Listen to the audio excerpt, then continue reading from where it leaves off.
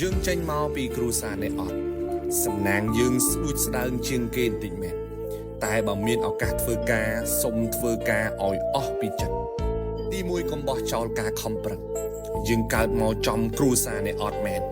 សំណាងយើងមានអត់ច្រើនទេហើយបើសិនជាយើងអត់ខំប្រឹងទៀតអានឹងគឺជាសួយធំមែនតើនៅក្នុងជីវិតរបស់យើងចេញពីគ្រួសារនេះអត់តែកុំបោះចោលការខំប្រឹងរបស់យើងឲ្យសោះ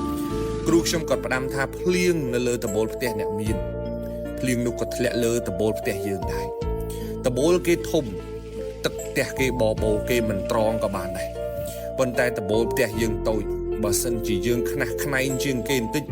យើងអាចសល់ទឹកខ្លះសម្រាប់ប្រើដែរយើងចេញពីតកូលអ្នកខ្សត់សំណាងយើងគឺស្ដួចស្ដើងជាងគេទៅហើយ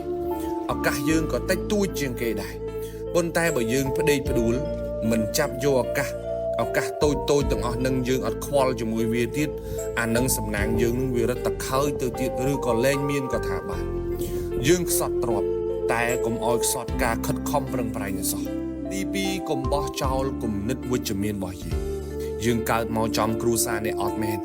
តែកុំបោះចោលស្មារតីវិជ្ជមាននៅក្នុងខ្លួនយើងឲ្យសោះទទួលស្គាល់ថាយើងកើតចេញពីគ្រួសារនេះអត់វាពិបាកខ្លាំងណាស់ពិបាកសពពិបាកគ្រប់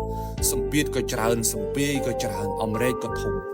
តែការគិតអវិជ្ជមានវាអត់បានជួយយើងឲ្យធូរស្បើយទេទៅចាំអ្នកខ្លះចាប់កាន់ការងារភ្លាមនឹកឃើញដល់រឿងអវិជ្ជមាននឹងចូលផ្លែតតែម្ដង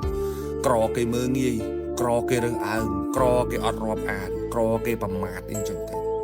មានឱកាសធ្វើការឲ្យខិតខំប្រឹងប្រែងលើការងាររបស់យើងសិនកុំទាន់គិតលើរឿងទាំងអស់ហ្នឹងពេលខ្លះយើងធ្វើបានល្អពេលខ្លះយើងអាចធ្វើបាន 100% ប៉ុន្តែដោយសារតែការគិតវិជ្ជមានការគិតមិនល្អរបស់យើងហ្នឹងវាបែរជាបំភ័យយើងទៅវិញហើយពេលខ្លះគេអត់បានធ្វើអីយើងទេគឺភាពអវិជ្ជមាននៅក្នុងខ្លួន